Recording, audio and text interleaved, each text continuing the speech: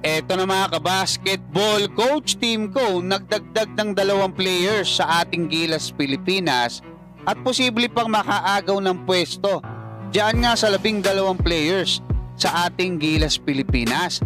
At etong ating pambatong si Kai Sotto, inabangan pala ng mga imports ng Albart Tokyo matapos nga nitong umiscore ng 28 points diyan nga sa Japan B-League. Pero bago yan, huwag kalimutan mag-like at mag-subscribe bilang pagsuporta. Matapos nga itong balitang lumabas na itong si Benny Boatwright ay gagawin na ring naturalized player para sa ating Gilas Pilipinas, magiging backup na siya ni Justin Brownlee mga kabasketball, ay may lumutang na naman na balita mula mismo kay Coach Tim Cone. Ayon nga rito sa report ni Ruben Terrado ng Spin.ph, ay idadagdag niya na diyan sa kanyang 12 players etong si Mason Amos at Japet Aguilar. Matindi to mga kabasketball, kasi sinasabi dito na itong si Mason Amos at Japet Aguilar ay pwedeng mapasama diyan nga sa FIBA OQT na magaganap sa July. So makikipagkompetensya sila diyan nga sa 12 players na regular sa ating Gilas Pilipinas para nga dyan sa mga pwesto na yan. At nakita na kasi ni Coach Tim Cone na bitin yung kanyang 12, no? Especially nung na-injured itong si AJ Edu, si Junmar hindi rin nakapaglaro,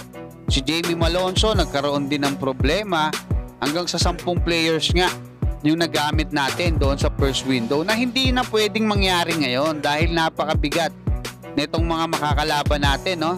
Latvia saka Georgia mga kabasketball. Dito sa pinakabagong video na inilabas ng Kai's Journey, paki-support mga kabasketball, paki-subscribe yung kanyang YouTube channel, kasi nga ipinakita nila dito na matapos pa lang umiscore ng 28 points netong ating pambatong si Kai Sotto kontra dyan sa napakalakas na kupunan na Albart Tokyo. Pangalawa sila ngayon mga kabasketball sa overall standing ng Japan B-League, saka sila yung may pinakamalakas na mga imports kasi napakarami nilang imports mga kabasketball. Hindi ko alam kung paano nila naging local player yung iba, no?